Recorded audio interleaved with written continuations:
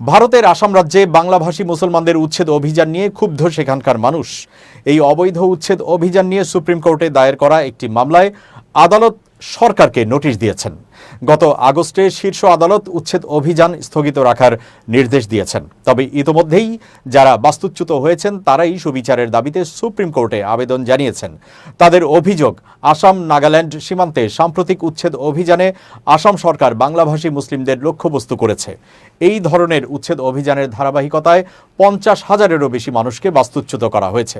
আবেদনকারীরা দাবি করেছেন তাড়াহুড়ো করে তাদের উচ্ছেদ করা হয়েছে এবং কোনো রকম আশ্রয় বা পুনর্বাসনের ব্যবস্থা ছাড়াই ছেড়ে দেওয়া হয়েছে। আবেদনকারীদের মতে তাড়াহুড়ো করে চালানো উচ্ছেদ অভিযানে তাদের বাড়ি থেকে অবৈধভাবে উচ্ছেদ করা হয়েছিল। ফলে তাদের হয় খোলা আকাশের নিচে থাকতে বাধ্য করা হয়েছিল, নয়তো বন্ধু বান্ধব এবং আত্মীয় স্বজনের করুণায় থাকতে হয়েছিল।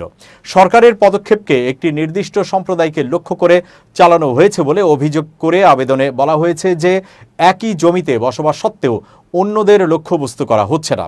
সরকারের দেওয়া নোটিশে বলা হয়েছিল যে রেংমা রিজার্ভ ফরেস্টের অন্তর্গত জমিতে তাদের দখল বনাঞ্চলের ক্ষতি করেছে, অথচ বাস্তুচ্যুতরা সকলেই দীর্ঘদিন ধরে ওই অঞ্চলে বসবাস করছিলেন।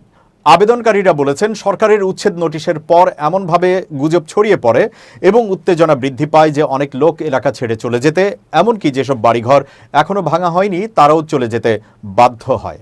অভিযোগ, রাজ্য সরকার খালি করা জায়গাগুলোকে পুনরায় জনবহুল করে তুলেছে, যার ফলে প্রতিবেশী বসতি স্থাপনকারীদের আবেদনকারীদের বাসস্থান দখল করার অনুমতি দেওয়া হয়েছে।